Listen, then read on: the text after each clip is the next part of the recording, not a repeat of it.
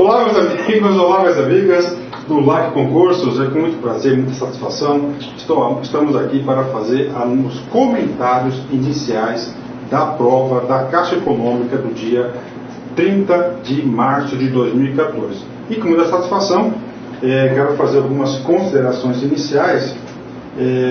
Inicialmente, falar que temos a presença especial do professor Wendel. Seja bem-vindo, professor Wendel.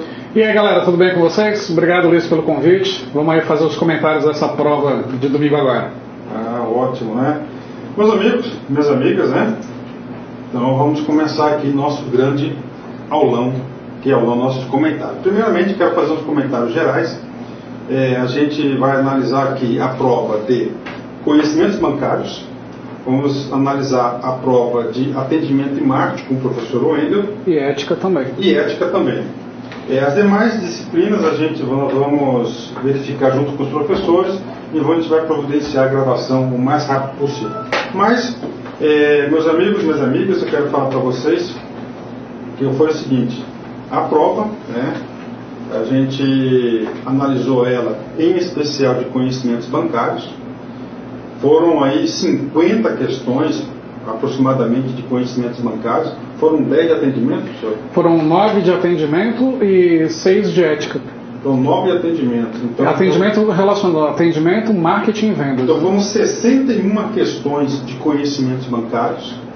Dessas 61 questões, o professor já analisou até o presente momento, até a questão número 102, e sensação do dever cumprido.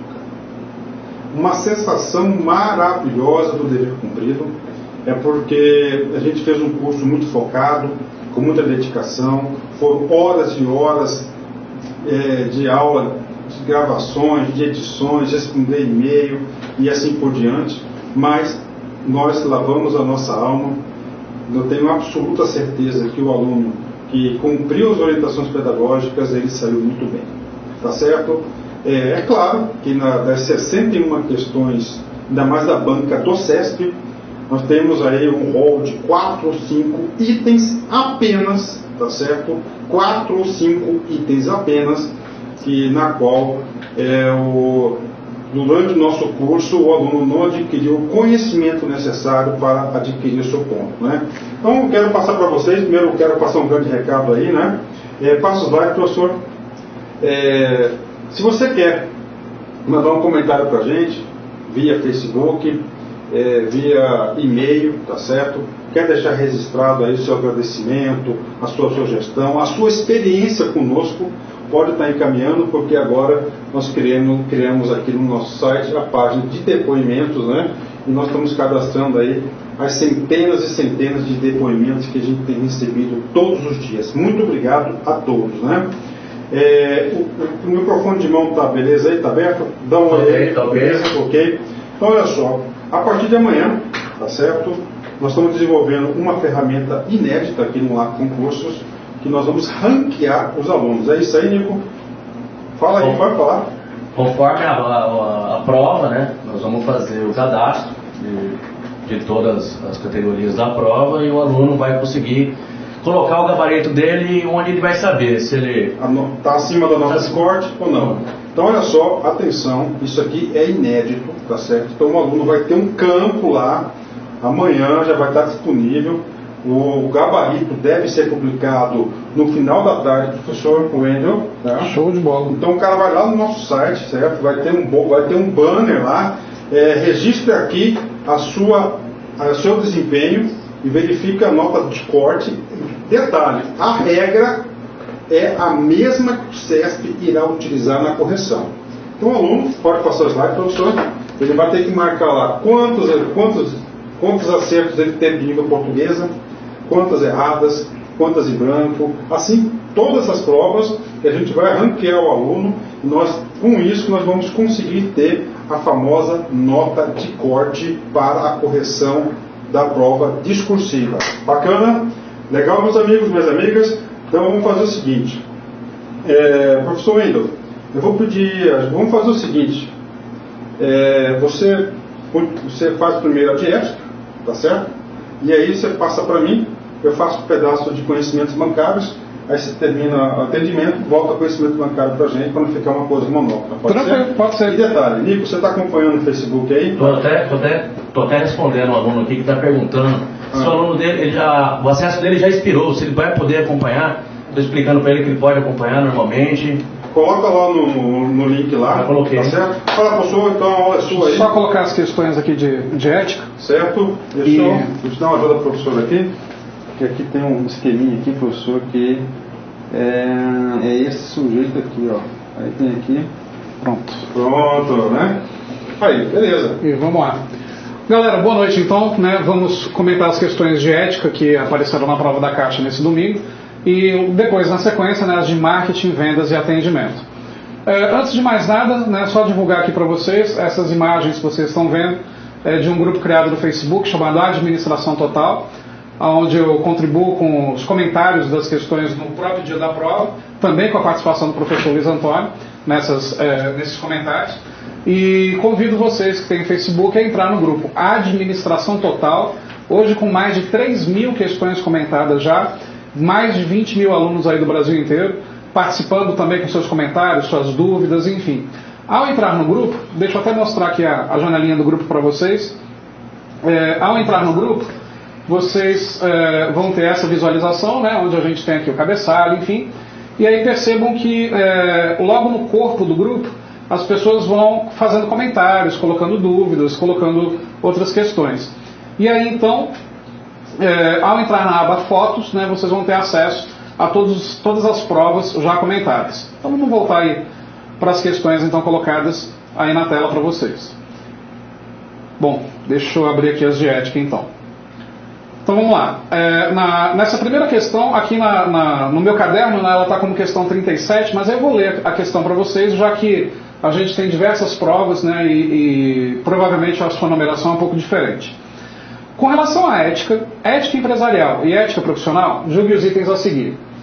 A ética empresarial surgiu do movimento da produção legislativa ocorrido em diversos países do mundo, visa regular as relações das empresas com seus clientes, seus funcionários e seus concorrentes, com base exclusivamente nos valores de mercado. Galera, essa questão está totalmente errada, não pela psicose do exclusivamente, né? Eu até falo que o aluno às vezes fica meio psicótico com a palavra exclusivamente e já quer colocar errado, né? Que toda verdade absoluta que as bancas colocam, a questão estaria errada. O que não é uma realidade. 90% das questões que afirmam uma verdade absoluta realmente são erradas, mas não esqueçam que pode estar na sua frente aquela questão que faz parte dos 10%. Por que essa questão está errada? A lei do exclusivamente. A questão coloca que a ética empresarial surgiu do movimento de produção legislativa ocorrido em diversos países do mundo. A produção legislativa, se você associar a leis que países criam, que o Estado cria, pensando em ética empresarial, teve sim alguma influência. Mas a gente deveria interpretar muito mais a legislação, a produção legislativa no sentido das próprias organizações criando seus próprios códigos de ética. O que foi uma tendência a partir dos anos 60, 70, onde as organizações realmente começaram a fazer isso. Mas afirmar que a ética empresarial surgiu deste movimento de produção legislativa, já, ao meu ver, seria um primeiro erro. A ética empresarial ela surgiu por uma questão de necessidade do mercado, né, de se regulamentar, de se regular, das questões éticas. Nos anos 60, a gente teve um movimento nos planejamentos estratégicos organizacionais da chamada indústria da competição, muito influenciado pela questão da Guerra Fria. E aí as organizações começaram a adotar certas posturas consideradas antiéticas. Espionagem industrial, falcatrua, sabotagem, etc., no sentido de se manterem únicas no mercado. Foi a partir daí, de um comportamento do mercado, que surge a chamada ética empresarial. Mas, continuando a questão, aí afirma que visa regular as relações das empresas com seus clientes, seus funcionários e seus concorrentes, com base exclusivamente nos valores de mercado. Não. Surgiu sim com base numa necessidade do mercado, mas ela não tem como base a ética empresarial apenas os valores de mercado. Ela também tem como base a minimização dos lucros, a minimização dos prejuízos, a maximização dos lucros, a conduta, as parcerias, a relação com o cliente, com o consumidor. Por isso, questão errada. Tá? Essa questão é relativamente tranquila, né? Gabarito errado. Próxima questão, questão de número 38 no meu caderno, diz o seguinte: a ética profissional diz respeito às regras morais que os indivíduos devem observar em suas atividades laborais, com o fim de valorizar sua profissão e atender adequadamente aqueles que deles dependam. Essa está correta. Por que essa questão está correta? Mais uma questão falando sobre a visão geral de ética profissional, dizendo que diz respeito às regras morais. O que são as regras morais? Em ética a gente estuda as regras deontológicas, os deveres, as vedações do comportamento profissional. Por exemplo, no decreto 1171, que não foi abordado aqui na prova, mas no decreto 1171 ele é dividido nesses 3 capítulos: regras deontológicas, deveres e vedações. O que é uma regra deontológica? Deon vem do grego dever. Mas não é o dever legal, porque a lei obriga, porque a norma obriga. É o dever moral. O deon é fazer aquilo que tem que ser feito, porque tem que ser feito. Por exemplo, ajudar uma senhora de idade avançada a atravessar a rua. Nenhuma lei te obriga a fazer isso. Mas o que ocorre é que a moral acaba te obrigando, né? É uma obrigação de fazer pela questão humana. Então, quando a questão coloca que a ética profissional diz respeito às regras morais que os indivíduos devem observar nas suas atividades de trabalho, perfeito. Claro que a ética profissional também diz respeito às normas e regras que devem ser seguidas. Mas a origem da ética, ela está na moral, né? Para que uma lei seja criada, uma norma seja criada, a moral tem que existir antes. Traduzindo essas palavras, moral significa costumes. Ética vem do grego ethos, significa comportamento.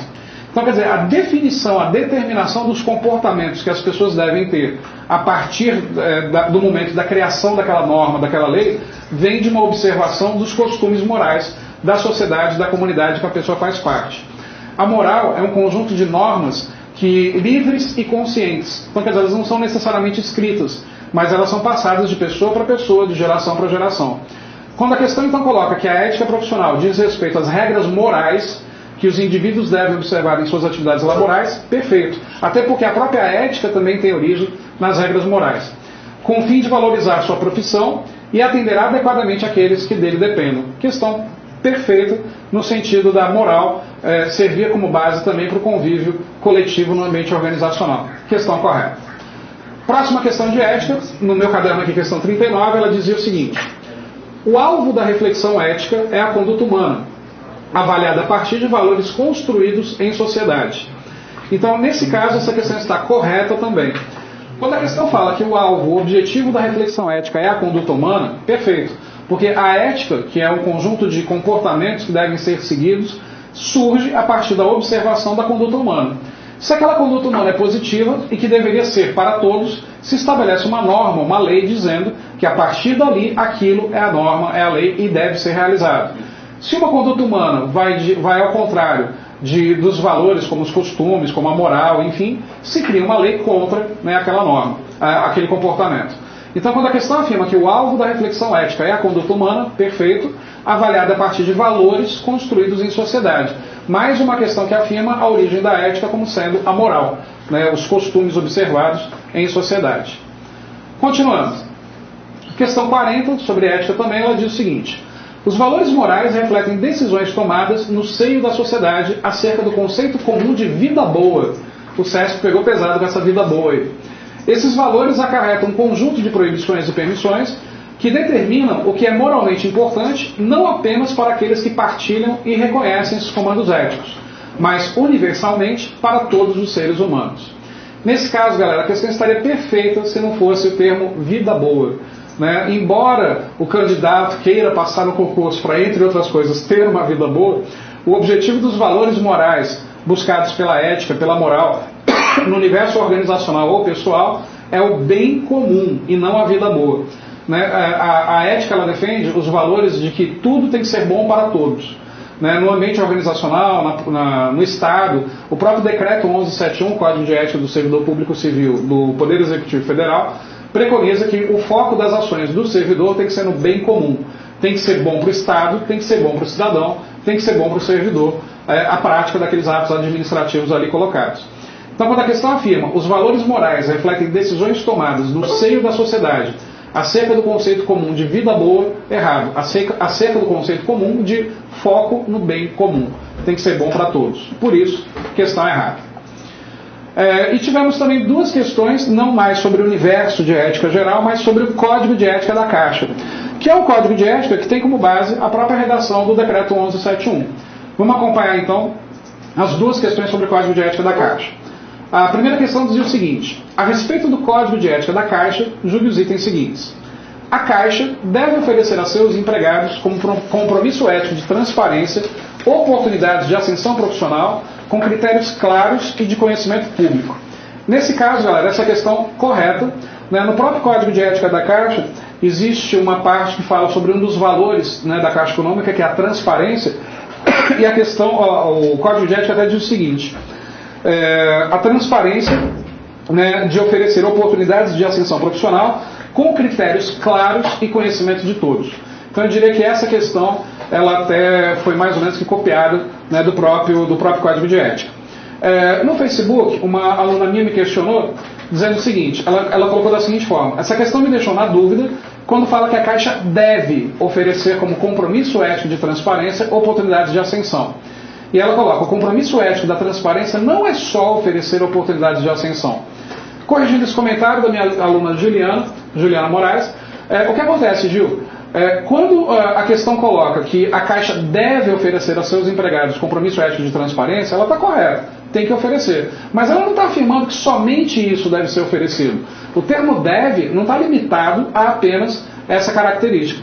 Por isso, a questão, ao meu ver, permanece correta. O deve não é limitador, né? Não está afirmando que é só, a transparência estaria só na ascensão profissional. Não, mas que ela realmente deve oferecer a seus empregados um compromisso ético com base em oportunidades de ascensão profissional, como está no próprio Código de Ética.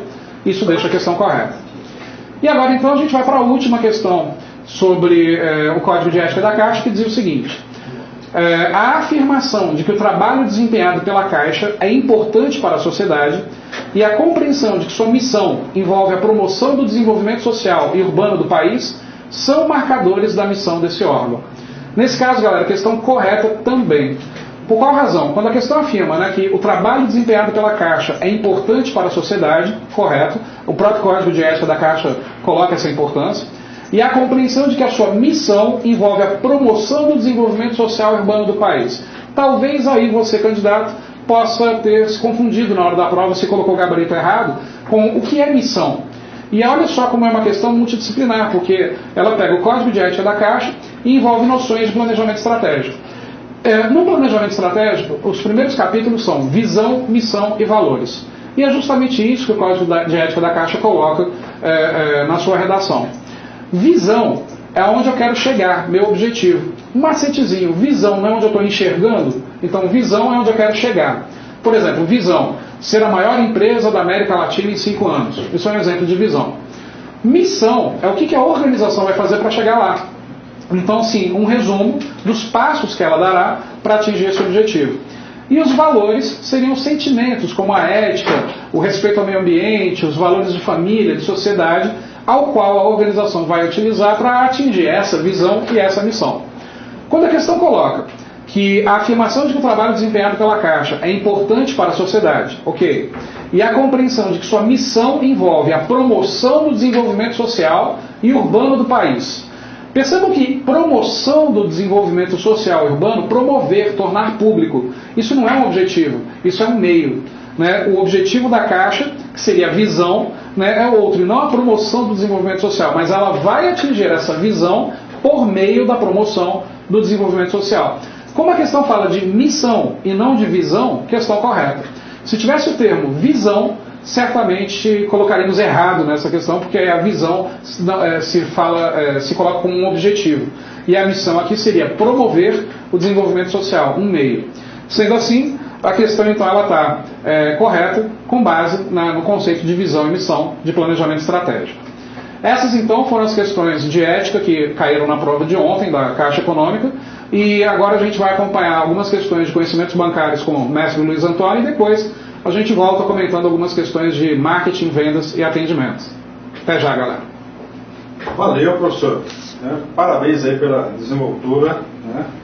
A prova de ética, ela faz a diferença, porque esse concurso aqui são milhares e milhares de pessoas, e uma questão aí, com certeza, faz diferença. Professor, eu vou pedir licença para o seu agora aqui, né? Aqui é um pouquinho no improviso, a gente tenta planejar, né, professor? Mas, deixa... Nada, é sala de aula. Deixa eu ver aqui.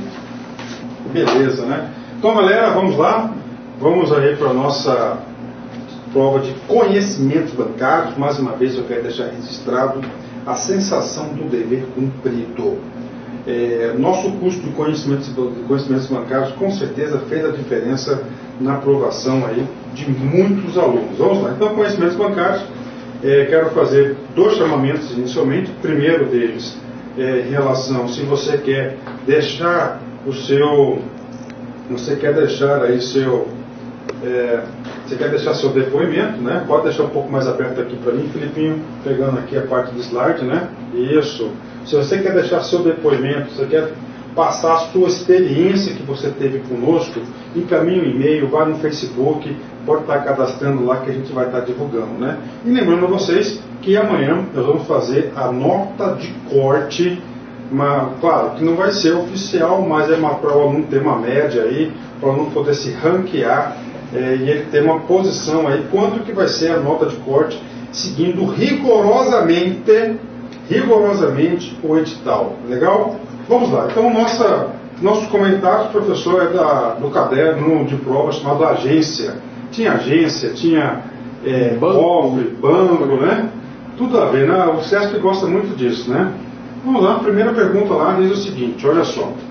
Julgue os itens relativos à abertura e à movimentação de contas correntes. Questão 67. O candidato a cargo eletivo que esteja inscrito no CCF não pode abrir conta corrente. E aí, meus amigos? O cadastro de cheque sem fundo, o CCF, não é para impedir pessoas que abram a sua conta corrente, mas sim impedir o que dá uma proteção ao crédito e restringir o recebimento e a emissão de novos cheques. Logo, essa questão aqui ela está errada. Inclusive, nós comentamos isso em sala de aula. O aluno que fez o aulão de véspera, o aluno que estudou conosco, a gente falou, galera, vai lá no material. Se você for lá no material de apoio, tá certo? Lá no slide 42, na aula de cheques, você matava essa questão aí, que fala cadastro de emitente de cheque sem fundo, né? Então aí, galera, aqui a gente está fazendo o seguinte, uma prestação de conta para vocês. A gente passa a questão, a gente vai lá na nossa aula e aponta, olha, aqui nessa aula você tinha conhecimento aí para você adquirir, para você matar essa questão. Legal? Próxima questão aqui é a questão número 68, né? É vedada a abertura de conta corrente em nome de pessoa física que não esteja inscrita no CPF. Poxa, olha só. O aluno, às vezes, ele se confunde porque o cara aqui colocou 2 não, né? Colocou 2 não, ó. É vedada, é uma proibição, né? Ó, não esteja, não é isso? Ó. É vedado, é proibido a abertura de conta corrente em nome de pessoa física que não esteja inscrita no CPF. Gente, lá nós passamos para vocês. Requisito para o quê? Requisito para abertura de conta corrente. É o que? A emissão do CPF. Então, claro que essa questão aqui, ela está super correta, né? Então a gente tem aqui na aula 45, agora, o que o CCF impede? O CCF vai impedir você de ter novos talonários de cheque. Lá no slide 45 nós falamos isso aqui, ó. O correntista cujo nome estiver incluído no CCF não poderá receber novo talonário de cheques. Além disso, o beneficiário do cheque poderá protestá-lo e executá-lo. Legal, tranquilo, com certeza aí os nossos alunos aí tiveram aí facilidade e conseguiram acertar essa questão, que foram questões aí que nós comentamos durante a sala de aula. Isso aqui, para a gente, uma grande satisfação. Eu estou corrigindo a questão aqui, já estou na questão número 100, tá? Questão número 100. Eu digo para vocês, cara, sensação de dever cumprido, tá? Aqui a gente está provando para a galera que o nosso site, o LAC Concursos, ele é o melhor site de carreiras bancárias do Brasil. Aqui a gente vai estar, como é que diz aquele negócio? A gente vai estar sempre o quê? Ó, matando a cobra aqui, mostrando aí quantas cacetadas aí que a cobra levou, inclusive mostrando a cobra, né? Mais uma questão aí, agora a questão de cheque, questão número 69, diz o seguinte, ó, tem um erradinho aqui, mas isso aqui não é meu não, isso aqui é o seguinte, a questão uma aluna mandou pra gente, e a gente está fazendo essas coisas. Não deu tempo de colocar o Reorex, né?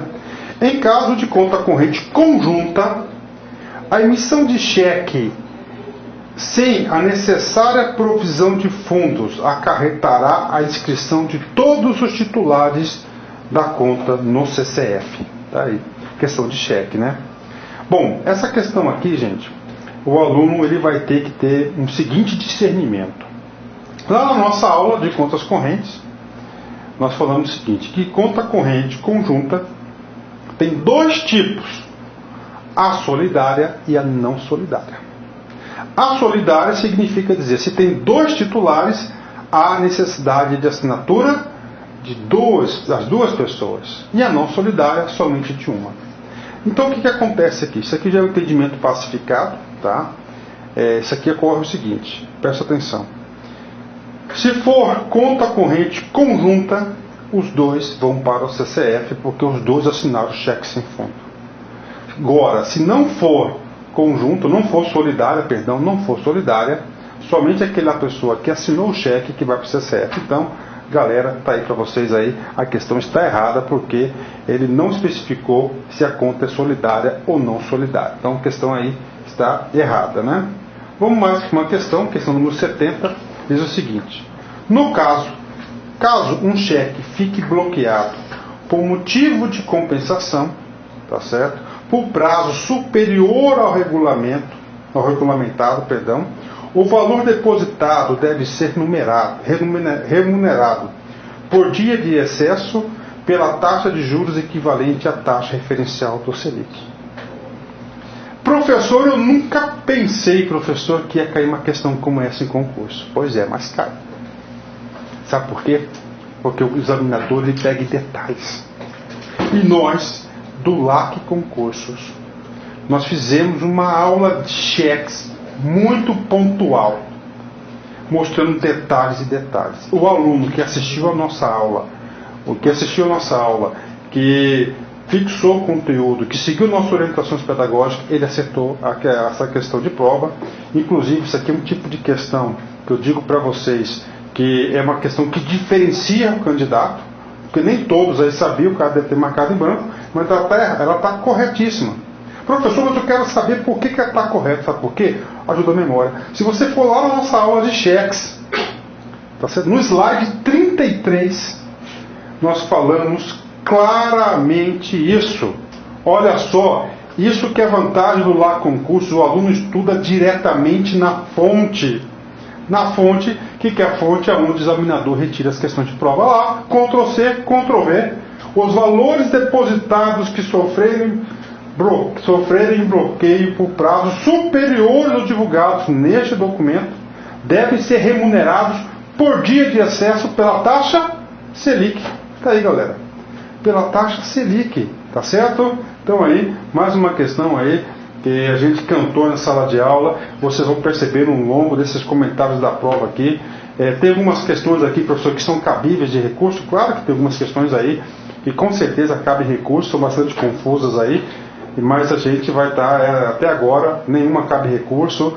Aliás, a gente não sabe ainda o gabarito, mas se vier o gabarito discordante aí, a gente vai estar analisando. Lembrando muito bem, isso aqui são comentários, o gabarito oficial preliminar ainda não foi divulgado, que aqui ninguém é o senhor da verdade. Se tiver divergente, a gente vai dar uma analisada e a gente vai estar repassando para vocês. Questão 71. Eu vou até 80 aqui, aí eu passo a bola para o professor Wendel. A instituição financeira é obrigada a fornecer gratuitamente até 10 folhas de cheques por mês ao correntista que reúna os requisitos legais para o uso desse documento. E aí, professor? Mais uma questão cantada na sala de aula, explicada para vocês. Isso aqui, o fornecimento de 10 folhas de cheque, também é um serviço essencial que o banco tem a obrigação de fornecer. Logo, a questão está aí super correta, né? Então, se o aluno foi lá no slide número 5, tá certo? Lá na aula de cheques, aqui tem o que é cheque, forma de emissão, sustação, tem uma prazo de validade, emissão de cheque furtado, informação sobre emitente, motivos, né, cheque especial, recebimento, forma de emissão. aqui tem um item aqui que fala exatamente sobre isso, inclusive nós falamos isso em sala de aula. Questão número 72. Agora a gente vai falar sobre o sistema de pagamento brasileiro.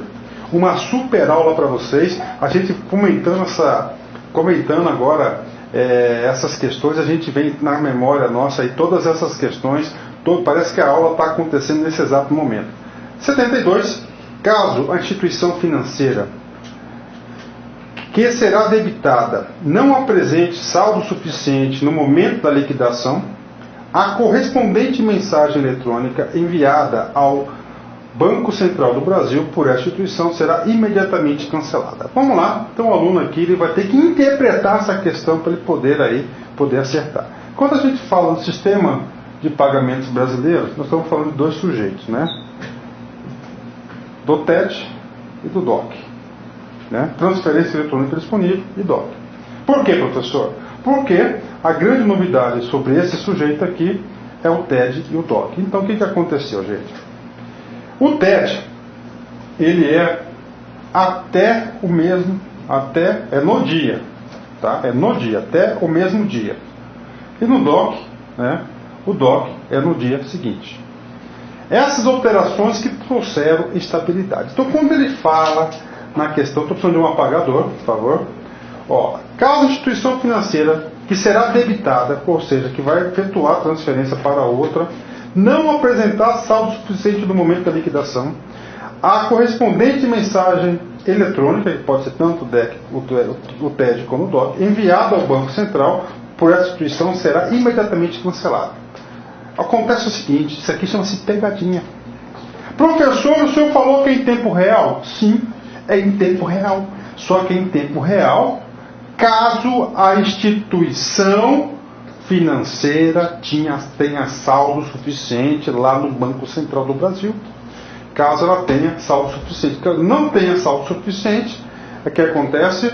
O banco ele vai ter que encontrar outras fórmulas para viabilizar esse recurso. Por exemplo, ele pode utilizar o quê? Ele pode usar o redesconto, que é o cheque especial. Todos os bancos têm o quê? Tem uma conta lá no Banco Central. Então, o único erro disso aqui está na palavra no momento da liquidação, né? No ato, né? Será mensagem, no momento da liquidação. Não. Por quê? Porque existe um prazo. Olha só, no slide número 10, quem estudou lá concursos na aula do Sistema de Pagamentos Brasileiro, ele acertou. O TED fala assim, ó, mesmo dia, não no ato. Pronto, tá certo? Valores superiores a R$1.000 e outro aqui, a transferir o TED aqui. Então isso aqui é a pegadinha, né? Um aluno aí, tenho certeza que nossos alunos não tiveram dificuldade. Questão 73. Olha só, a conta de reserva bancária é de titularidade obrigatória para os bancos de investimento e bancos múltiplos sem carteira comercial. O que é essa conta de reserva? A conta de reserva é a conta que os bancos têm, os bancos comerciais, tá certo? Bancos comerciais ou banco daquelas instituições monetárias têm junto ao Banco Central. Por quê, professor? São contas que recebem obrigatoriamente o depósito à vista. Então, todas as instituições, olha só, que recebem depósito à vista, que são 4 instituições, tá certo? Só dessas 4, só 3 têm contas de reserva, que é Banco Comercial, Banco Múltiplo com carteira comercial, Caixa Econômica, tá? Caixa Econômica e bancos comerciais cooperativos, aliás, esses 4 aqui, tá certo? Essas 4 instituições obrigatoriamente têm que ter conta aonde? A conta de reserva, que é lá junto ao Banco Central. Então a questão está errada, porque os bancos de investimentos eles não têm essa obrigatoriedade de ter conta junto ao Banco Central, nem os bancos múltiplos, né? Legal? Professor, você explicou isso sim, olha só. Olha, Caixa Econômica, SBC, HSBC, Itaú, Banco do Brasil, são essas contas aqui que são obrigatoriamente ter conta no Banco Central do Brasil, né? Vamos lá, mais uma questão para a galera. Questão 74, isso aqui parece que foi retirado do nosso material, né? Até 2002, o sistema de pagamentos brasileiro não estava estruturado para que o Banco Central do Brasil pudesse acompanhar as operações em tempo real. Razão porque a autoridade monetária tinha de arcar com o risco de crédito e eventual inadimplência de alguma instituição. E aí, gente? Exatamente. Em 2002, o sistema de pagamentos brasileiro estava em risco, que era exatamente essa situação. Por isso que nós tivemos uma grande reforma, onde se transformou hoje aí um dos sistemas financeiros aí de pagamentos mais consolidados no mundo, né? Então a questão está super correta, e quem estudou conosco lá no slide número 10, aqui a gente mata a cobra e mostra o pau e fala quantas cacetadas. O cara lá no slide 10, continuando a história, na reforma conduzida pelo Banco Central do Brasil em 2001 e 2002, o foco foi redirecionado para a administração de riscos. Olha só, nessa linha, a entrada do funcionamento do sistema de transferência de reservas, que passou a ser em tempo real, tá certo, em liquidação até no mesmo dia, do TED e do DOC, né? 22 de abril, naquele ano, marca o início de uma nova fase do sistema de pagamentos brasileiro.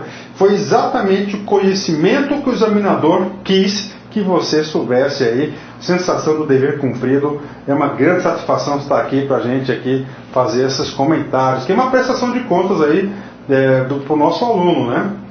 Tá certo, galera? E ó, galera, é o seguinte, não parem de estudar, nós temos aí outros concursos em vista, só fazendo um pequeno merchan. Dia 14 de abril, aliás, inicia o Personal Coach do Catequizando, tá certo? Catequizando, ele é focado em áreas administrativas, ele atende mais de 10 concursos federais, tem o Personal Coach, ranking de medalhas, tem lá.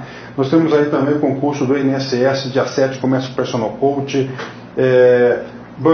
tem o Banpará, Banco no Nordeste, amanhã vai estar disponível já para a galera aí. Tem mais um que Polícia Federal, tá certo, para o cargo de agente de polícia. Não vamos parar de estudar. Galera, vamos lá, agora uma questão aqui sobre Banco Central do Brasil, né? Então as questões do Banco Central do Brasil aí bastante tranquilas, todas elas foram vistas com antecedência durante as aulas. Quando a gente fala, gente, que a gente estuda na fonte, é por isso. Olha aí o resultado, não tem o que falar. O Brasil segue o regime de metas de inflação. Correto, verdadeiro. Caso a meta não seja cumprida, o presidente do Banco Central do Brasil divulgará publicamente as razões do descumprimento por meio dessa carta aberta ao ministro de Estado de Fazenda. E aí, professor? Questão polêmica, tá? Por que, professor, questão polêmica? Primeira coisa, cara, quem que é responsável aí, tá certo? Quem que é responsável pelo cumprimento aí das metas de inflação? Tá? Claro que é o Banco Central. O Banco Central, ele é o responsável pelo cumprimento dessas metas de inflação. E além disso, nós temos o seguinte, nós temos o Copom. O Copom é o Comitê de Política Monetária. Então o Copom, ele define a taxa Selic, né? Ele define a taxa Selic. Aliás, essa questão aqui, nós não temos aí nenhum tipo de pegadinha, porque nós temos, eu confundi essa questão com outra, então essa questão aqui está super correta, porque o aluno estudou conosco, lá no slide número 6 da aula do Copom, no artigo 1º, diz o seguinte: o Comitê de Política Monetária, Copom, tá certo? Constituído no âmbito do Banco Central do Brasil, tem como objetivos implementar a política monetária, definir a meta da taxa Selic e o seu eventual viés, e analisar o relatório de inflação que se refere ao data. Agora lembrei aqui a questão aqui. Professor, qual que vai ser a pegadinha? Vai ser esse cara aqui, presidente do Banco Central do Brasil. Professor, mas eu li o slide lá, não fala isso, ele fala que é o presidente do Copom, Comitê de Política Monetária.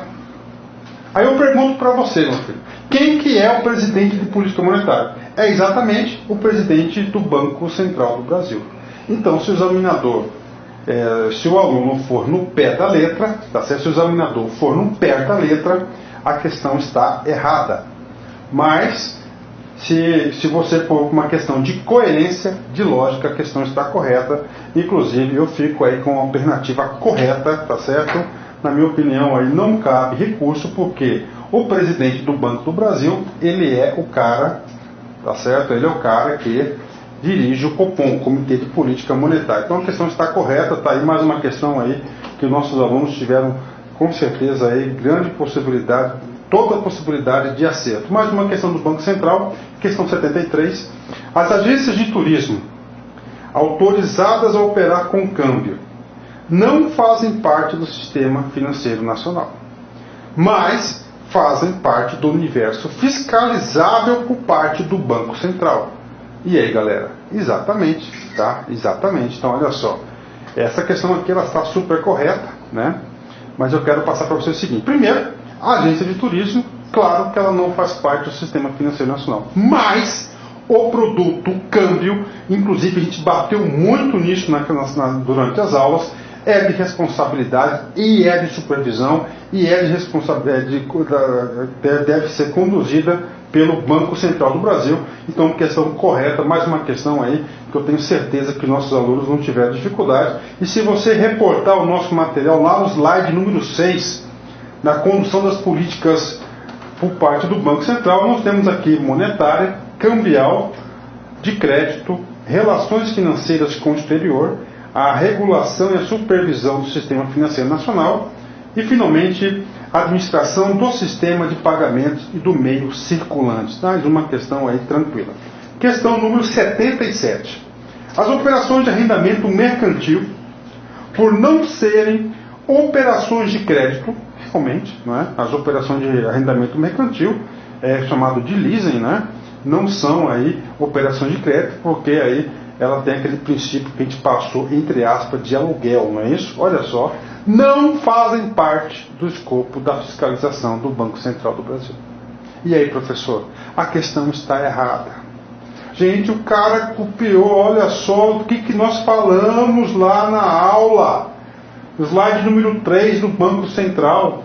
Nós passamos todos os produtos e instituições que são de responsabilidade do Banco Central. Instituições que o Banco Central supervisiona. Olha aqui, olha só o sujeito, Sociedade de Arrendamento Mercantil.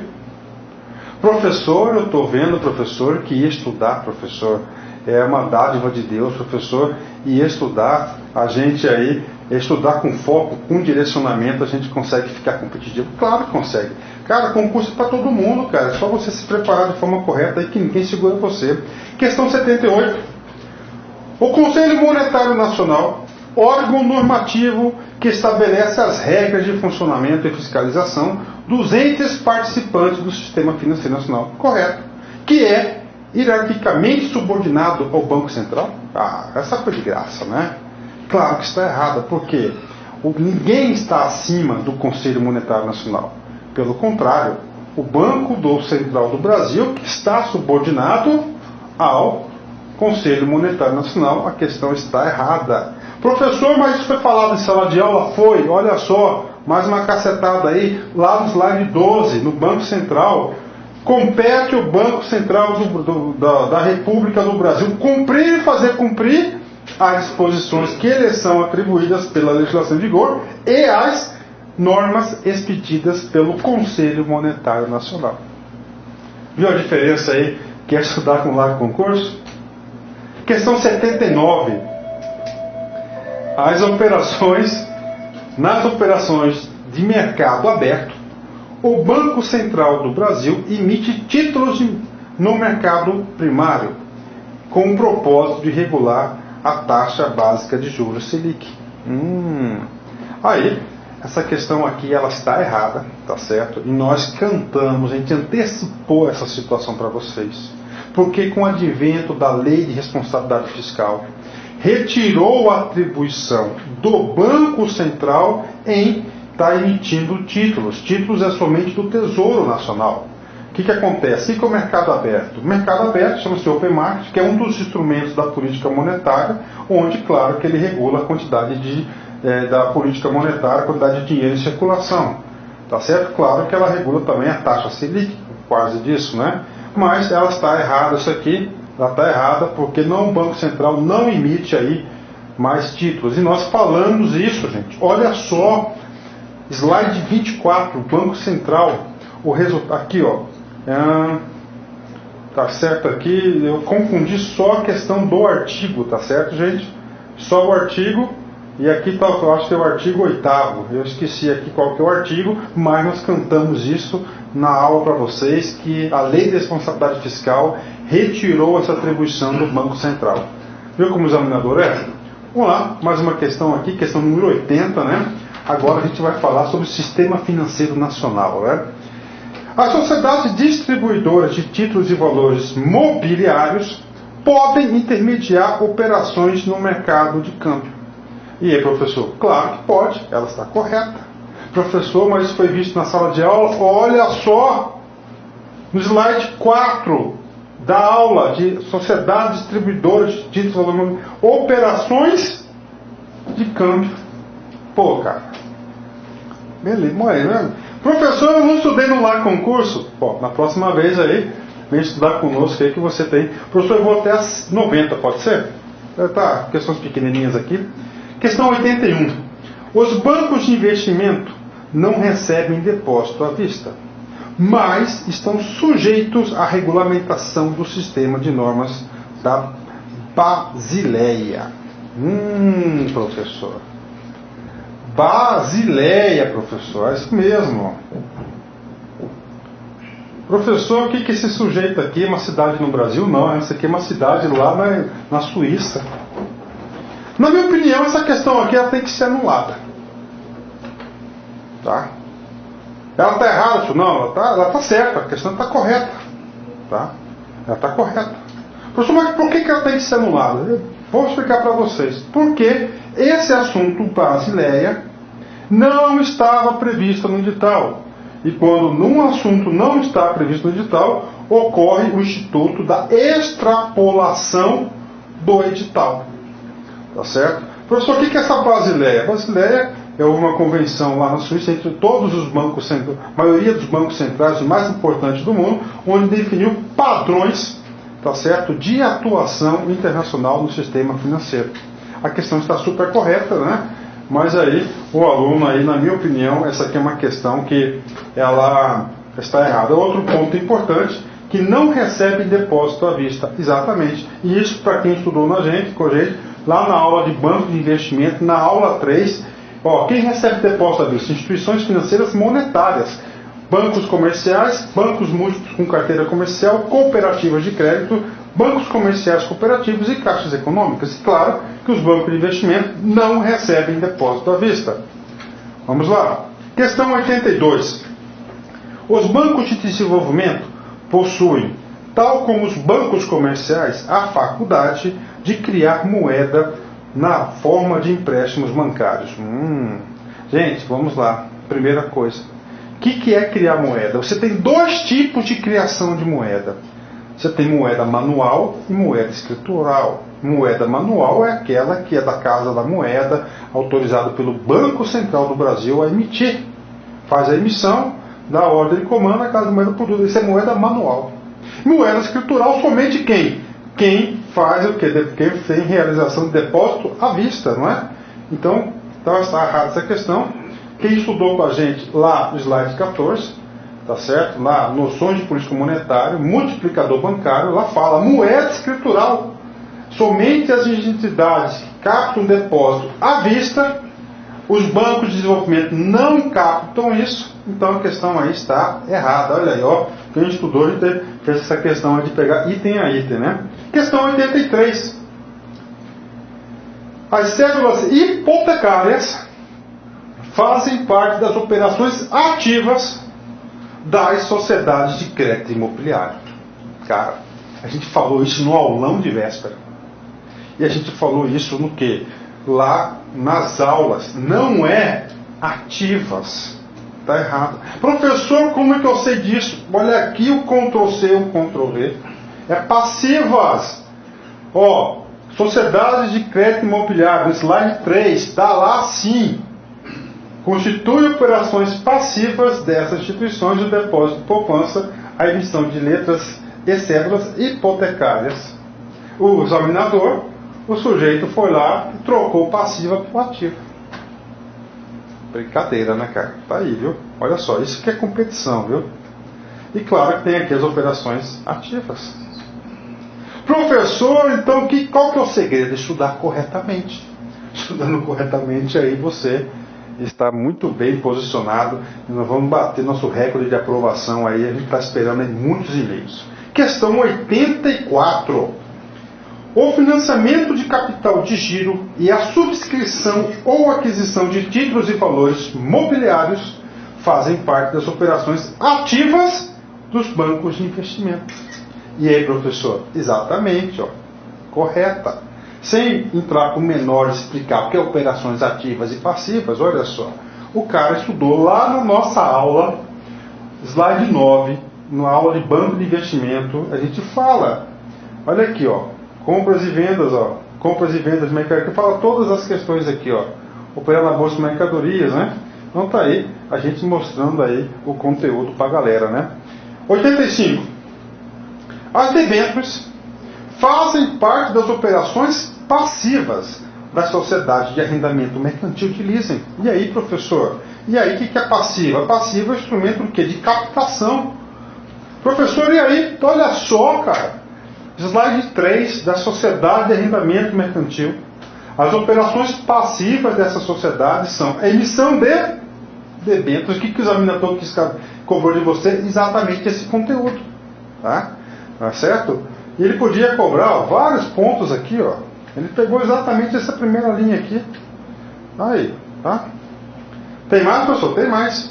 Agora vamos aqui 3 questões sobre CETIP e Selic. Cara, também tranquilo. O aluno está tranquilo. Acerca das funções e das características da CETIP e do Selic, julgue os itens subexecutivos, né? 86. O Selic funciona em tempo real. Ok, verdade. Ela está integrada no sistema de transferência de reserva, que nós explicamos isso na aula. Com liquidação da operação mediante a transferência dos recursos para a instituição financeira vendedora e para a transferência de títulos para a instituição financeira compradora. Exatamente essa função aqui do Selic é o que? Uma câmera, não é isso? Que vai o que? Ela vai fazer essa transferência de papel, título, dinheiro aí, então está super correto, né? Professor, e aí?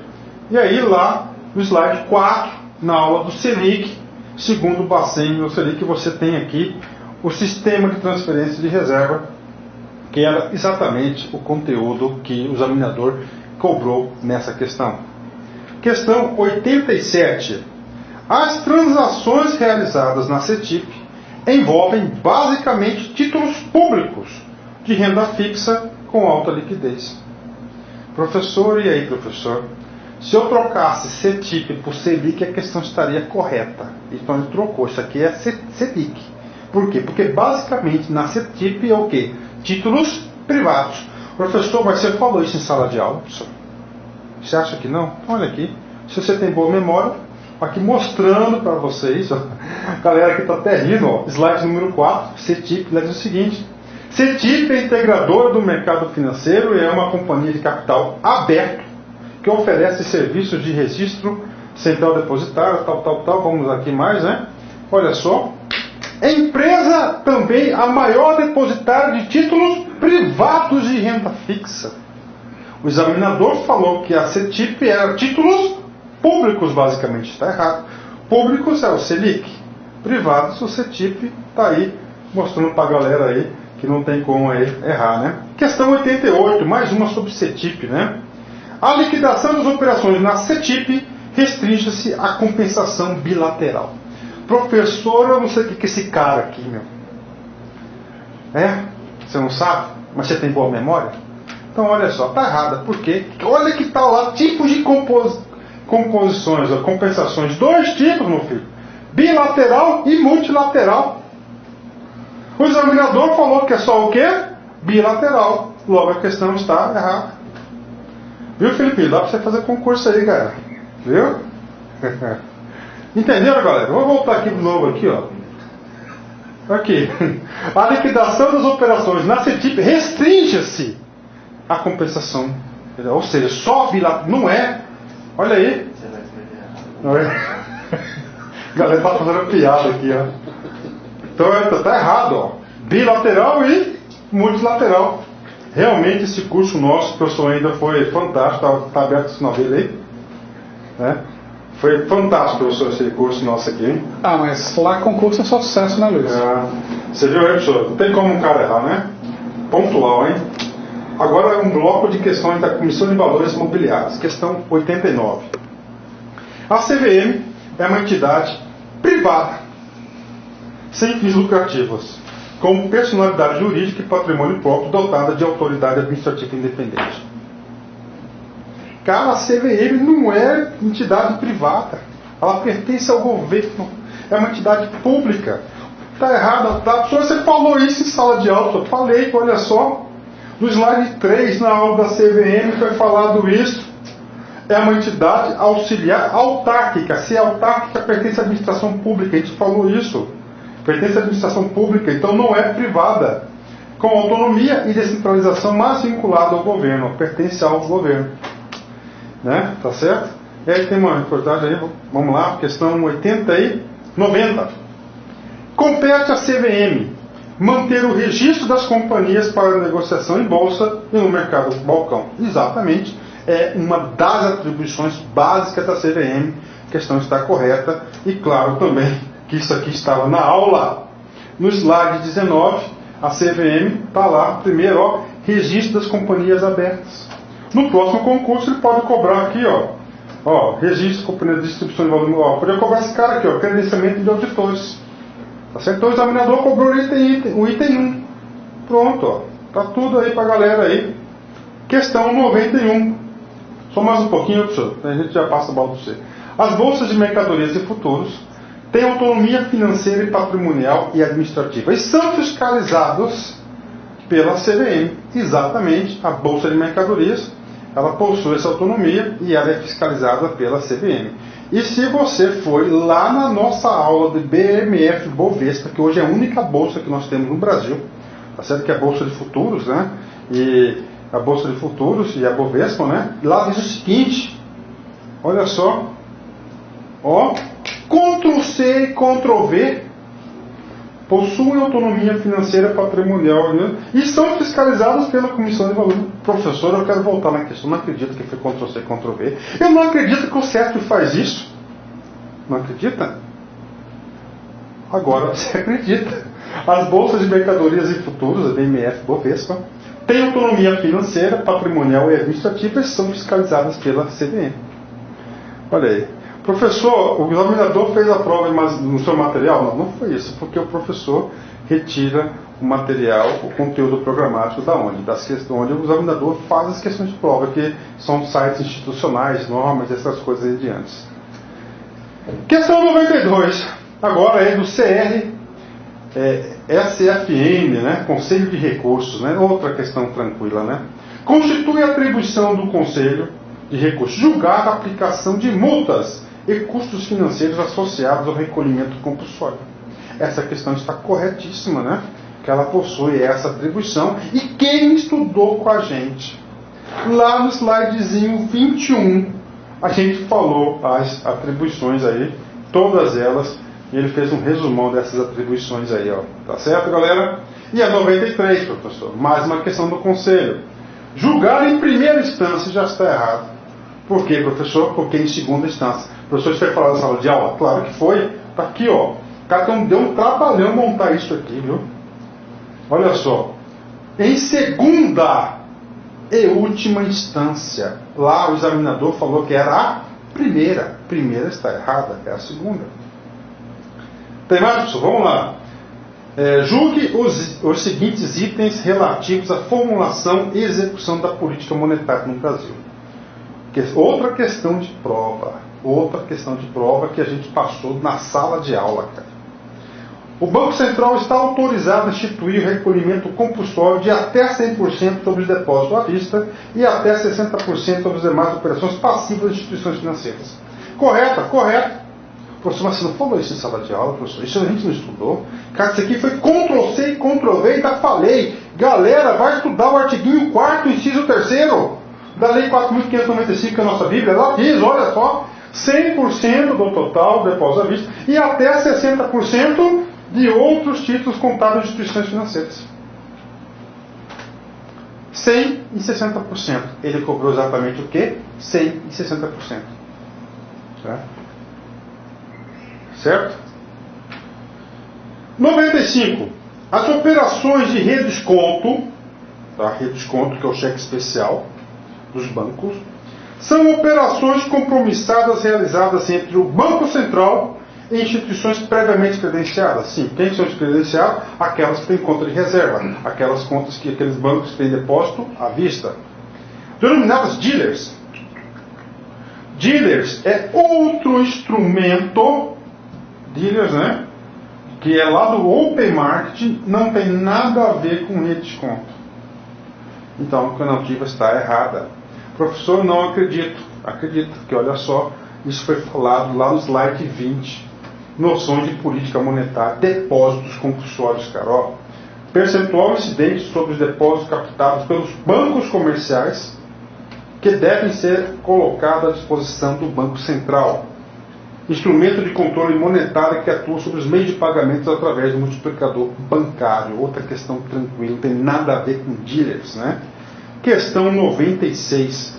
As operações de mercado aberto, essa é aqui que é a terra dos dealers, que são o quê? Open Market. São transações realizadas diariamente de compra e venda de títulos da dívida pública, emitidos pelo Banco Central do Brasil. Cara, duas questões com o mesmo conteúdo, eu acho que foram professores diferentes. Banco Central pode emitir títulos? Não. Podia, antes da lei de responsabilidade fiscal. Depois retirou essa atribuição e passou para o Tesouro. Então aí você já tem aí, a questão está errada. E a gente vai lá na onde, lá na lei de responsabilidade fiscal. Infelizmente eu não fui feliz aqui, transcrever aqui o artiguinho correto, mas está lá, inclusive na nossa aula. Questão 97. Essa questão aqui é questão cabeça. Essa aqui é uma questão que o aluno deveria ter que ter o quê? Ele tem que ter um pouco de discernimento. Tá? Uma das mais difíceis aqui até agora é essa questão aqui, que ele vai ter que raciocinar. A redução da alíquota do recolhimento compulsório é compra de título. Deixa eu ler aqui no meu que é mais fácil. A redução da alíquota do recolhimento compulsório e, então olha só, primeira ação, redução da alíquota do recolhimento compulsório, do depósito compulsório, tá? E a compra de títulos em operações de mercado aberto, ou seja, duas ações. Recolhimento compulsório e compra de títulos de operações de mercado. Um é comprar títulos, outro é reduzir a alíquota. São exemplos da adoção da política monetária expansionista. Expansionista. O que é expansionista? Você colocar mais dinheiro em circulação, deixar o dinheiro mais barato. Tem isso? Claro que tem. Uma vez que ambas elevam a quantidade de moeda em circulação da economia, a questão está correta. Professor, mas você não falou isso em sala de aula, senhor? Não? São dois verbos, não é isso? Depósitos compulsórios. O que ele falou lá? Redução do depósito compulsório. Política expansionista. Tem mais? Só tem. Agora vamos do open market, né? Venda de títulos, né? Compra de títulos expansionista. Logo, alternativa correta. Professor, eu não sabia, eu odiava essa matéria, mas depois do curso eu passei a gostar. Legal, você quer gostoso demais. Depois que você começa, você não quer parar mais, cara. 98. O Banco do Brasil adota desde 1999 o sistema de metas de inflação. Isso mesmo. Quem implantou isso aí eu lembro como fosse hoje, cara. Foi um presidente do Banco Central chamado Armínio Fraga. Você lembra dele, professor? Lembro. Lembra, né?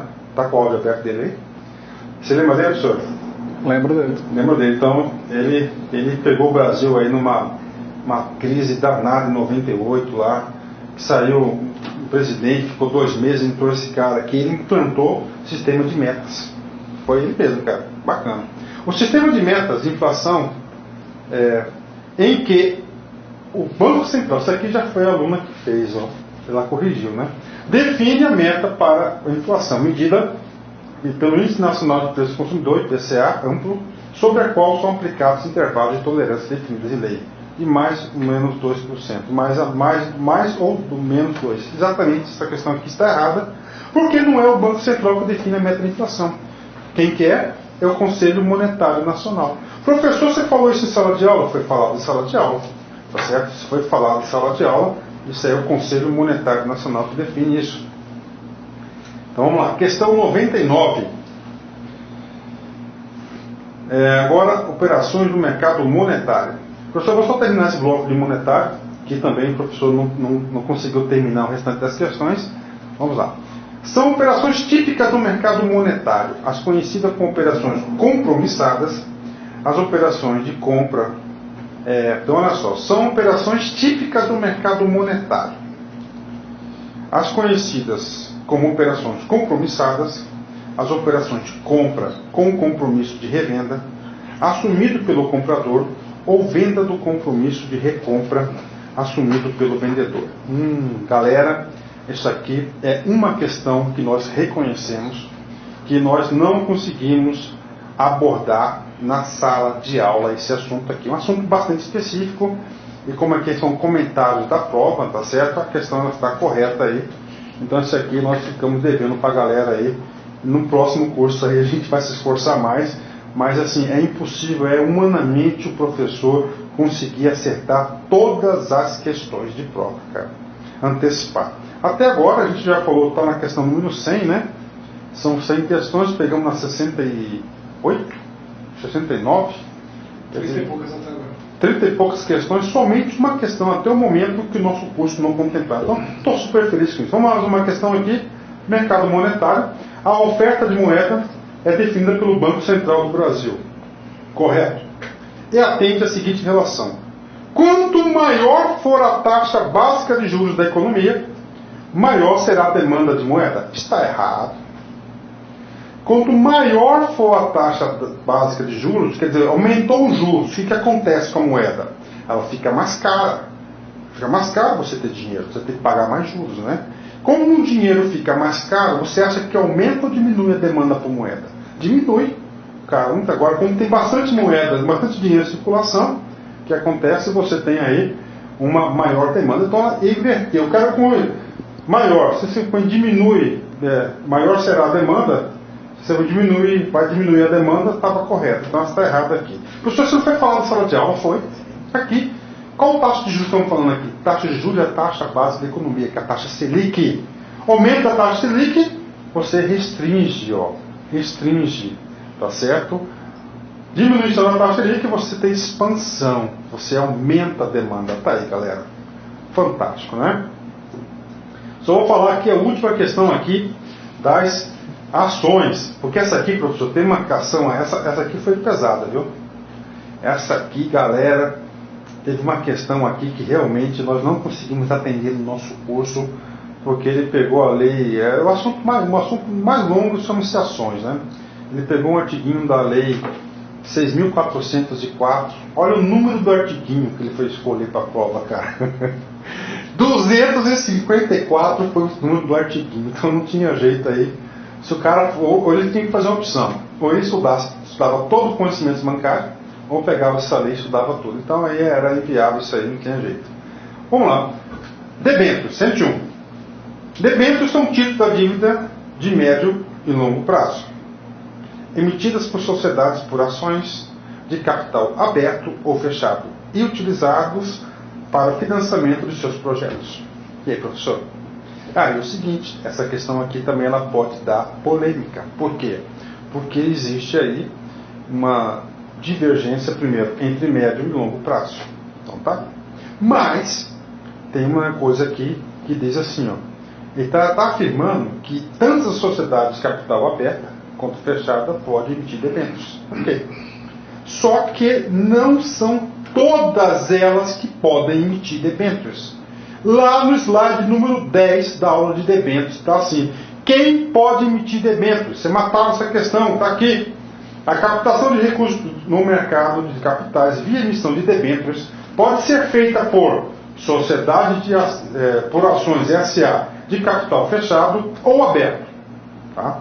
Entretanto, olha só, ele colocou um ponto aqui, só que tem uma ressalva. Essa questão também vai dar polêmica.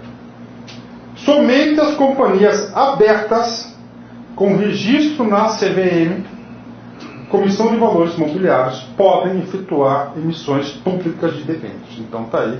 Na minha opinião, essa questão aqui ela está errada, mas você pode ter absoluta certeza que essa aqui vai ser uma questão aqui que vai encher os fóruns nas redes sociais aí, se está certo ou está errado. Outra questão, facinha. O mercado de balcão compreende as operações realizadas fora do ambiente de bolsa, com ativos não padronizados, que se amodam às necessidades específicas de cada parte envolvida na transação. E aí, galera, essa questão ela está errada. Você sabe por quê? Porque esse sujeito aqui, ó, o mercado balcão, tem dois tipos. Tem o mercado organizado e o mercado não organizado. O nome eu já disse. O mercado organizado, ele é padronizado. O mercado não organizado, ele é o quê? Não padronizado. Então a questão ela está errada porque ele tem que tratar o mercado balcão com essas duas características, o organizado e o não organizado. Um é padronizado ou não. Professor, onde que estava isso? Estava aqui no slide número 3, mercado balcão, ó, certo? Está aqui, ó, organizado, padronizado, então não padronizados.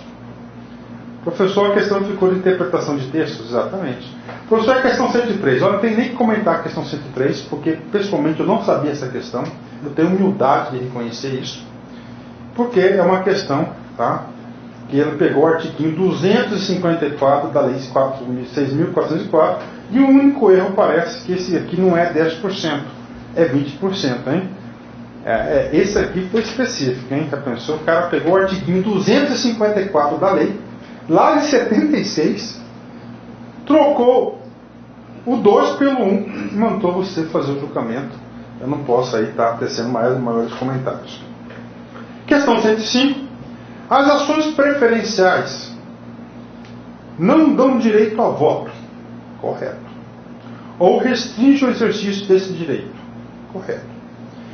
Confere prioridades na distribuição de dividendos. Isso é titulado. Super correta essa questão. E nós falamos isso lá no slide número 10 da aula de ações. Ações preferenciais, olha só. Podem consistir, ó, primeiro, prioridade na distribuição de dividendos, fixo ou mínimo. Prioridade de reembolso de capital, ele cobrou o item 1 aqui do artigo 17 das ações preferenciais. Questão 105. Uma companhia é considerada fechada se menos de 50% dos valores mobiliários de sua emissão, inclusive as debêntures, são emitidas à negociação no mercado secundário. Não tem nada a ver uma coisa com outra, porque é o seguinte, ela é fechada porque ela não tem ações aí na Bolsa de Valores, né? Tá certo, galera? Então, professor, vou passar aí a bola agora para o professor Léo, e nós temos que corrigir aqui ainda mais 14 questões, eu vou deixar para o segundo tempo. Fala, professor. Galera, a gente vai comentar então as de marketing, vendas e atendimento, né? São 9 questões que apareceram aí na prova de vocês, aonde boa parte delas também nós tivemos a oportunidade de ver no aulão de véspera e aqui no curso de forma geral. Deixa eu só entrar aqui no grupo. Então, só mostrando aqui para vocês, né, o administração total, né, tem esse cabeçalho, você coloca lá administração total no Facebook, a busca, e aí você vai pedir acesso ao grupo. E esse grupo, para vocês terem uma ideia, galera, essa semana a gente fez aí 169 membros aí do Brasil inteiro comentando as questões. Então, como eu havia dito no começo, só que a gente não estava com a imagem aqui na tela, né, os alunos, por exemplo, esse aqui é o Edgley, meu aluno lá de Brasília, queria mandar um abraço para o Edgley se ele estiver assistindo, né, então ele posta alguns comentários sobre o que está rolando aí no universo de concurso, sobre vazamento de gabarito, etc. Né? Logo mais abaixo, os próprios alunos aqui, o Fagner Teixeira, ó, colocando dúvidas, ele pega uma questão de prova passada, coloca para os outros alunos comentarem. Aqui o Hugo Guedes, né, um dos alunos mais frequentes aí do grupo, né, ele perguntando esse item, de qual prova é, então é bem interativo. Então, quer dizer, no próprio corpo do grupo, né, vocês podem postar as dúvidas de vocês e os outros colegas que fazem parte do grupo respondem. Eu também entro inserindo mais outros comentários, aparando as arestas, enfim, ou debatendo com a galera. Aqui, ó, Fabrição Concurseiro colocando, me ajudem a fazer o recurso. e a galera, né, ajudando com argumentações, e mais tarde também vou entrar ali para colocar os argumentos. Quando vocês entrarem no grupo então, gente, vocês vão entrar nessa aba aqui, ó, fotos, tá bem aqui, ó, na aba arquivos, os próprios componentes do grupo colocam arquivos também, mas você vai entrar na aba fotos, como eu acabei de entrar. Aí, por exemplo, ó, tem várias provas. Então aqui tem a Caixa Econômica, já a prova de domingo, tem a prova do INSS, SEB, Central Energética de Brasília, tem várias provas, né? São mais de 3.000 questões comentadas. Aí o que você vai fazer? Ó? Você clica aqui em cima do álbum, aí tá vendo? Cada quadradinho desse é uma questão escaneada. Então vamos clicar aqui em cima da primeira questão, foram aquelas de ética que eu já comentei. Então, quer dizer, os comentários sempre vão aparecer aqui ao lado direito, né? Normalmente meus comentários estão em cima e os alunos vêm colocando os comentários embaixo, concordando, discordando, perguntando se cabe recurso ou não. E aí, assim que sai o gabarito da banca mesmo, a gente vem recomendando essas questões. Então, essas de ética nós já comentamos, né, antes do professor Luiz Antônio comentar essas de conhecimentos bancários. Então, vamos passar aqui para as questões de marketing, vendas e atendimento. Então, vamos lá. Pela prova, né, que eu tive a oportunidade de pegar escaneado, vamos seguir a numeração dela. Essa prova que eu estou seguindo é o caderno banco, tá? Então vamos lá, questão 57 do caderno banco. A respeito do atendimento a clientes e da área de vendas, julgue os itens a seguir. O processo de vendas inicia-se com a prospecção de clientes e finaliza-se com o acompanhamento do cliente após as vendas. Essa questão, galera, é totalmente correta. Por que ela está correta? Os passos do atendimento, os passos da venda são quais? O primeiro passo é justamente a prospecção de clientes. É um passo que normalmente o atendente ainda faz na sua casa, pensando no dia que virá pela frente, no tipo de cliente que ele vai atender, e já tentando elaborar um perfil daquele cliente que ele, sabendo que vai atender, o que ele já deve se preparar para aquele dia de trabalho. Segundo passo é a pré-abordagem, ocorre já dentro da empresa, antes de atender o primeiro cliente, levantando mais detalhes do perfil desses clientes que serão atendidos, arrumando a mesa, deixando as informações todas disponíveis. Terceiro passo, abordagem. O que seria a abordagem? Momento de cumprimentar o cliente, bom dia, boa tarde, boa noite, um aperto de mão, olhar nos olhos e perguntar para o cliente aquilo que ele deseja. Depois da abordagem vem o momento da apresentação. É o momento que o atendente vai apresentar as soluções de acordo com a pergunta feita na abordagem sobre aquilo que o cliente deseja. É importante na apresentação o atendente não falar tudo que sabe sobre o produto, para que fique cartas na manga para a próxima etapa, que é o contorno de objeções. Se o cliente colocar alguma objeção em relação a algum item da apresentação do produto, o atendente precisa ter cartas na manga para conseguir justamente driblar essas objeções. Objeções contornadas, aí é o momento do fechamento da venda, do atendimento. O fechamento seguido do follow-up, do acompanhamento. Mas esse fechamento ainda é no momento do atendimento, porque o último passo realmente não é o fechamento em si, mas a continuidade da relação, o chamado pós-venda. O que dá essa questão então como correta, né? O processo de venda se inicia com a prospecção de clientes, que você ainda faz na sua casa, e se finaliza com o acompanhamento do cliente após as vendas. Em resumo, não existe final do atendimento. A ideia é fidelizar o cliente através do marketing de relacionamento ou o Relationship Management, Customer Relationship Management, que é justamente a gestão de relacionamento com clientes para a continuidade desse chamado pós-venda. Sendo assim, questão correta. Próxima questão, no meu caderno banco aqui, a questão 58, colocava o seguinte: a disponibilização do número 0800 para o cliente obter informações ou fazer reclamações de serviços requer o suporte de um telemarketing passivo. Questão correta, né, gente? Se existe um 0800, é o cliente que entra em contato com a empresa. Isso é chamado de telemarketing passivo. As pessoas atenderão ao cliente de acordo com as suas necessidades, angústias, desejos, ou reclamações ou elogios. Se fosse telemarketing ativo, seria a empresa entrando em contato com o cliente. E aí, no caso, a disponibilização de um 0800 é para que o cliente entre em contato, ele telefona. Agora, conhecendo o CESP como eu conheço, pode ser que ocorra um erro de interpretação, um erro de interpretação não, uma ampliação da interpretação, porque o cliente entrando em contato no 0800 caracteriza telemarketing passivo. Mas dentro da relação da organização atendendo a esse cliente, pode ocorrer o ativo também no meio. Né? Na ligação ao 0800 ocorre o ativo também, a resposta imediata por parte da organização e a oferta de produtos e serviços nesse mesmo telefonema. O que caracterizaria não apenas telemarketing passivo, mas sim o ativo/passivo, que ocorre também com o 0800. Então, quer dizer, se a banca for muito chata nesse aspecto de critério mesmo, afirmar telemarketing passivo no 0800, poderia estar a questão como gabarito errado, porque poderia ser também o ativo/passivo. Mas no caso, vamos interpretar o texto. A disponibilização do 0800, ter um 0800 disponível para o cliente obter informações ou fazer reclamações, requer o suporte de um telemarketing passivo? Requer. Pode ser chamado de ativo passivo, mas requer o suporte de um passivo. Por isso, questão correta. Próxima questão de atendimento, questão 59, dizia o seguinte: a abordagem de vendas por benefícios demonstra os atributos do serviço, suas vantagens e seus resultados aos consumidores em potencial. Galera, para quem assistiu ao aulão de véspera, para quem assistiu o curso, viu que nós abordamos várias vezes sobre o fato do cliente não comprar produtos e comprar benefícios. O que você adquire aqui no LAC Concursos não é um curso. O que você adquire aqui é a sua aprovação, é o benefício. Então, assim, se as empresas entendessem que nós não compramos produtos e sim benefícios, venderiam muito mais e melhor. Você não compra uma garrafa d'água, você compra o saciamento da sua sede. Você não compra uma furadeira, você compra um furo na parede. Foi até o exemplo que eu citei no aulão de véspera e no curso. Então, quer dizer, quando a questão fala que a abordagem de vendas por benefícios demonstra os atributos do serviço, no caso de serviços e não de produtos tangíveis, correto.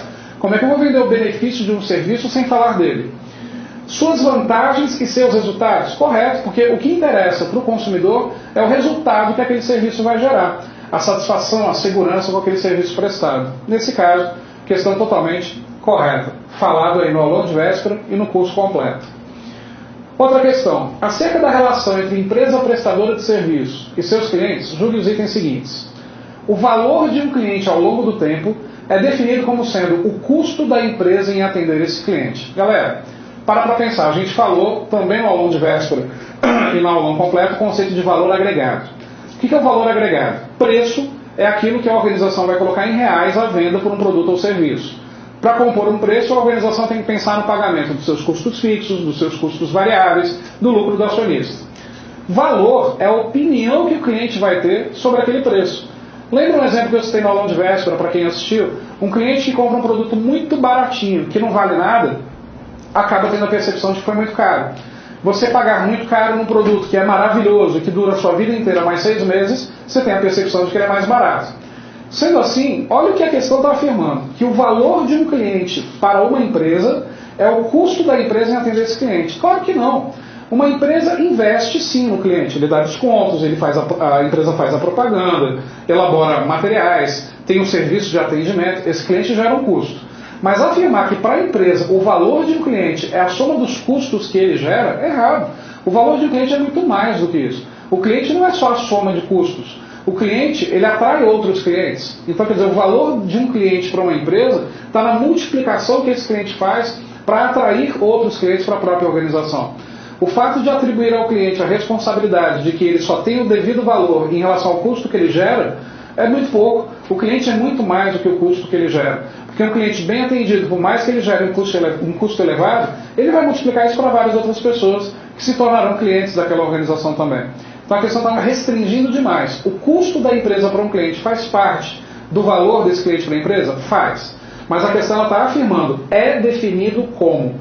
Pode ver que lá no grupo, ó, o aluno Hugo Guedes, que é um aluno bem frequente lá no grupo Administração Total, ele questionou anteriormente dizendo que não seria, que a questão não estaria restringindo. Eu enxergo que sim, porque acompanha, vamos ler mais pausadamente. Ó, o valor de um cliente ao longo do tempo é definido como, está restringindo. Então, quer dizer, se colocasse que um dos valores a serem avaliados para julgarmos o valor de um cliente ao longo do tempo para a empresa é o custo da empresa em atender esse cliente, estaria perfeito. Mas está afirmando, é definido como? Não, essa definição ela está limítrofe, então ela precisava ter sido um pouco mais ampliada para a questão realmente ser colocada como correto. Nesse caso, questão errada. Continuando, de acordo com as pesquisas na área de marketing, há uma relação positiva entre a satisfação do cliente e a lealdade conativa dos consumidores. Gente, como o CESP dificilmente elabora provas com marketing no edital, seria natural abordar algum assunto que a gente também não viu no decorrer aqui das aulas. E aí a gente tem 4 definições de lealdade. Não vimos, mas vamos ver agora. Existe, como a questão coloca, lealdade conativa, né, como está aqui. Existe a lealdade cognitiva, existe a lealdade afetiva e existe a lealdade, só um minutinho, cognitiva, afetiva, conativa, eu falei que existiam 4, né? E a ativa, são 4. O que ocorre? A lealdade cognitiva, ela está correlacionada à opinião que o consumidor tem sobre aquele determinado produto e ele se torna fiel ou não àquele produto de acordo com as suas próprias convicções. Né? A lealdade afetiva já está ligada a emoções. O consumidor tem uma emoção ao consumir aquele produto. Isso seria a lealdade afetiva. A lealdade conativa é quando esse consumidor compra repetidas vezes aquela marca e ele acaba comprando pela repetição. E quando a gente fala em lealdade ativa, é quando o consumidor é um defensor fiel daquela marca. Nesse caso, como a lealdade conativa é quando esse consumidor compra repetidas vezes e ele acaba comprando por repetição aquele produto ao qual ele se acostuma, a questão está afirmando que, de acordo com essas pesquisas, esse tipo de lealdade por repetição teria uma relação positiva com a satisfação do cliente. Galera, para pensar. Você faria repetidas vezes a mesma coisa se isso não te gerasse alguma satisfação? Só se for louco. Então, quer dizer, a gente só repete aquilo que é bom, né? Com exceção de quem bomba, né, na época do 1º grau, do 2º grau, quem repete de ano, aí com certeza não seria essa relação, essa lealdade conativa. Aí já não é bom. Mas, por opção, a gente só repete aquilo que é bom. Sendo assim, realmente a lealdade conativa tem uma relação de satisfação direta com o cliente. Por exemplo, na lealdade afetiva, eu diria que essa relação de satisfação já não é tão grande. Porque se eu compro por emoção, eu não fico satisfeito, eu fico encantado. Então, quer dizer, existe uma diferença em marketing no conceito de satisfação e encantamento. Satisfeito é o consumidor que tem as suas necessidades atendidas, e ponto. Encantado é aquele consumidor que tem muito além das suas necessidades satisfeitas. Quando a gente compra por repetição, por costume, a gente simplesmente tem atendido aquilo que a gente deseja, não necessariamente gerando encantamento. Por isso, nesse caso, questão correta. A lealdade conativa tem uma relação direta com a satisfação do cliente. Outra questão. De acordo com pesquisas na área de marketing, há uma relação positiva... estou repetindo. Vamos pular aqui. No marketing de relacionamento, enfatiza-se a transação de produtos ou serviços. Falamos isso repetidas vezes no aulão de véspera e no curso completo. O marketing de relacionamento, né, o chamado Customer Relationship Management, gestão de relacionamento com clientes, coloca que o objetivo é tornar a venda supérflua. Nós vimos até isso na definição do Philip Kotler, dito em aula. Se é tornar a venda supérflua, o objetivo da organização é criar relacionamentos. Você já teve vontade de entrar numa loja que você foi muito bem atendido, mesmo sem vontade de comprar alguma coisa, apenas para ver a galera que te atendeu? Se você teve essa vontade, é porque foi criado um marketing de relacionamento. Você foi muito bem atendido, você visitaria aquela loja para rever os vendedores, o gerente que te atendeu tão bem, e como consequência dessa visita, você acabaria comprando alguma coisa. Isso é tornar a venda supérflua. Então, a ideia do marketing de relacionamento não é vender o produto, é vender o relacionamento da empresa com o consumidor. Consequentemente, óbvio, esse consumidor acabaria comprando, adquirindo algum produto ou serviço. Quando a questão fala que se enfatiza a transação de produtos ou serviços, é a troca dos produtos ou serviços que a empresa oferece pelo seu dinheiro. E o marketing de relacionamento não tem esse objetivo. Relacionamento de verdade não tem objetivo financeiro, tem objetivo afetivo. E aí, depois, acaba o cliente consumindo algum produto ou serviço em função do relacionamento criado. Nesse caso, questão errada, não enfatiza a transação de produtos ou serviços. Outra questão, uma estratégia eficaz de relacionamento com clientes pode contribuir para que as empresas identifiquem e eliminem práticas comerciais desnecessárias. Questão correta. A partir do momento que ocorre o marketing de relacionamento, esse cliente ele vai estar dentro da empresa o tempo inteiro. Eu não digo fisicamente, mas entrando em contato, emitindo sugestões, fazendo com que esse relacionamento exista. E é óbvio que num relacionamento mais duradouro com os clientes, esses clientes que já se fidelizaram vão acabar sugerindo alterações na gestão dos processos organizacionais, sugerindo inclusive que certas etapas dos processos sejam eliminadas por serem desnecessárias. Então, quando a questão coloca que uma estratégia eficaz de relacionamento pode contribuir para que as empresas identifiquem e eliminem práticas comerciais desnecessárias, correto. E o pode deixa correto. Porque se afirmasse que o marketing de relacionamento identifica e elimina práticas comerciais desnecessárias, afirmar isso seria um erro. Porque não necessariamente possuirmos marketing de relacionamento faz com que o cliente se sinta tão livre ou a empresa abra tanto espaço para que ele venha sugerir alterações em processos organizacionais, eliminando práticas desnecessárias. Mas o pode, aqui no caso, deixa a questão correta. É uma das possibilidades do marketing de relacionamento. Questão correta. Outra questão. Com relação a ferramentas de propaganda e promoção, julgue os itens subsecutivos. O SESC adorou esse termo subsecutivos nessa prova, né, Luiz? Tinha um monte de conhecimentos bancários e aqui também marketing, né? Inédito, né? Era subsequente. Era subsequente, enfim, mas é para poder dizer que mudou, né?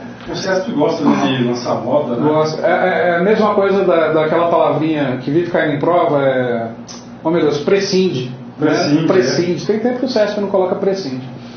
Mas vamos lá. Questão 64. A proposição de vendas única, que é uma estratégia criativa de propaganda, consiste em se apresentar uma afirmativa genérica acerca da oferta de mercado. Galera, propaganda caiu pesado nessas 3 últimas questões de marketing, vendas e atendimento. O que seria uma proposição de vendas única? Se você interpretar o texto ao pé da letra, você acaba interpretando errado. Vamos conhecer o que é esse conceito. Vendas única não é vender apenas uma vez. A proposição de vendas única seria pegar aquela característica principal do meu produto, que é diferente dos outros produtos, um diferencial, por exemplo. Por exemplo, o LAC Concursos é o único que tem personal coach. Então, quer dizer, pegar esta característica, né, e mostrar para o mercado o quanto somos diferentes. Olha por que a questão está errada.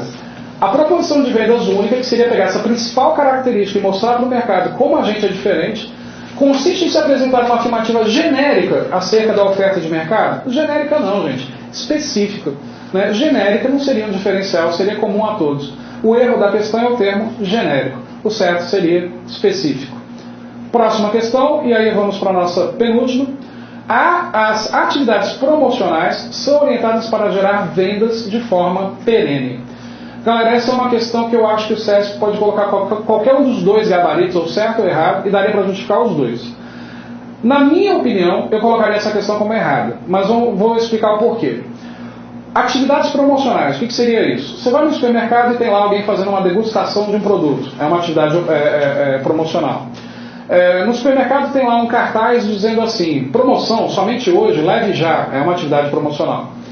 As atividades promocionais, elas têm como objetivo fazer o cliente levar naquele momento o produto.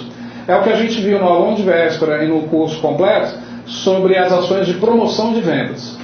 Aí o que ocorre? A questão está afirmando que as atividades promocionais são orientadas para gerar vendas de forma perene. Perene significa duradouro no tempo. Então, quer dizer, as atividades promocionais são orientadas para gerar vendas eternamente. Vamos colocar assim dessa forma. Eu colocaria errado pelo seguinte: as atividades promocionais, elas têm começo, meio e fim definidos. Eu não posso ficar fazendo degustação de um produto a vida inteira.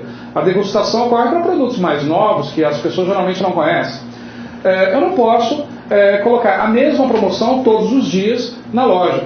Então, quer dizer, eu não colocaria que as atividades promocionais são orientadas para gerar vendas perene, de forma perene, mas para gerar vendas imediatas. Então, na minha opinião, a questão é errada. Agora, quer ver eu defender o correto se a banca colocar correto? O que o SESC poderia alegar se o gabarito fosse correto? As atividades promocionais, embora tenham começo, meio e fim definidos, precisam ocorrer sempre.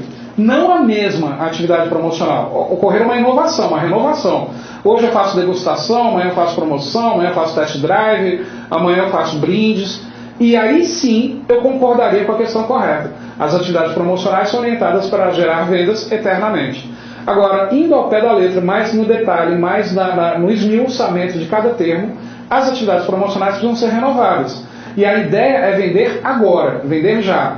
Fazer uma degustação para que você leve o produto imediatamente. Então não é de forma perene, não é duradouro no tempo. Mas se eu considerar para todo o mercado, todos os possíveis clientes, e as atividades promocionais se renovando, aí sim seria de forma perene. Eu fico com o errado. Mas se a banca considerar correto, podemos criar um recurso para defender o errado. E se a banca considerar errado e você colocou correto, podemos criar um recurso para defender o correto. Pura interpretação de texto, esse termo não foi tirado de livro nenhum, isso é criação do próprio professor que elaborou a questão, que dá para interpretar das duas formas. Fico com o errado. E a nossa última questão, entre as funções da propaganda, inclui-se a de agregar valor às ofertas de mercado. Ainda bem que a banca colocou, inclui-se, não colocou isso como definido, como sendo a única função. Questão correta. Uma das funções da propaganda é agregar valor às ofertas de mercado. Quando você assiste na televisão uma propaganda falando sobre um produto maravilhoso, um preço maravilhoso, vem amanhã 80% de desconto, como algumas redes do varejo aí colocam, realmente para agregar valor. Você percebe que se for amanhã, aquele produto que você tanto deseja, você vai adquirir num preço menor, o que faz com que você dê mais valor a esse produto em função da economia que você está gerando. Esse é um dos objetivos da propaganda. A propaganda também tem a função de comunicar ao consumidor sobre seus próprios direitos, sobre a imagem da instituição, como a gente viu sobre relações públicas. A propaganda tem várias funções, mas uma delas realmente é agregar valor às ofertas de mercado. Essas então, galera, foram as 9 questões de marketing, vendas e atendimento. Boa parte delas nós vimos aqui no aulão de véspera, vimos aqui no curso completo no LAC Concursos. E, enfim, tenho certeza que vocês foram muito bem nessa prova, já que a gente viu boa parte de todos esses assuntos. E o restante que nós, porventura, não vimos em função da amplitude do assunto, nós certamente conseguimos interpretar com base nas aulas dadas. Essas questões, então, foram as que ficaram sob a minha responsabilidade e vamos repassar a bola aqui para o mestre Luiz Antônio. Sucesso para vocês nessa prova, galera. Vamos fazer um encerramento, professor? Vamos lá, agora. Bom, galera, então é isso aí. Grande parceiro nosso aqui, professor Engel. Tenho certeza aí, professor, que nós demos uma contribuição importante para as pessoas conquistarem seus sonhos. De peso, literalmente, né? De peso, literalmente. Mas você está emagrecendo, né? Eu estou. Poxa, olha, vou falar para você. Meu maior sonho de consumo hoje é emagrecer. Eu consegui perder 100 gramas em uma semana. Espero não encontrar. Galera, foi isso aí que a gente preparou para vocês. O restante das aulas aí de conhecimentos bancários a gente vai gravar e colocar no site. Fique com Deus, forte abraço, pode contar conosco incondicionalmente e você pode ter certeza que você não vai se arrepender. Por quê? Porque nós iremos fazer de tudo para que isso não ocorra. Valeu, meus amigos, forte abraço, tchau, tchau. Até mais, galera, tudo de bom. Existe um longo caminho entre as suas escolhas e o seu sucesso. E o que determina se você vai chegar lá ou não está em suas mãos. Com um sistema de ensino diferenciado que linka um regime de metas de estudo com um treinamento personalizado para cursos online, o lacconcursos.com.br é líder nacional em aprovações de concursos. Clique LAC e assista uma videoaula grátis. lacconcursos.com.br, o seu link para o sucesso.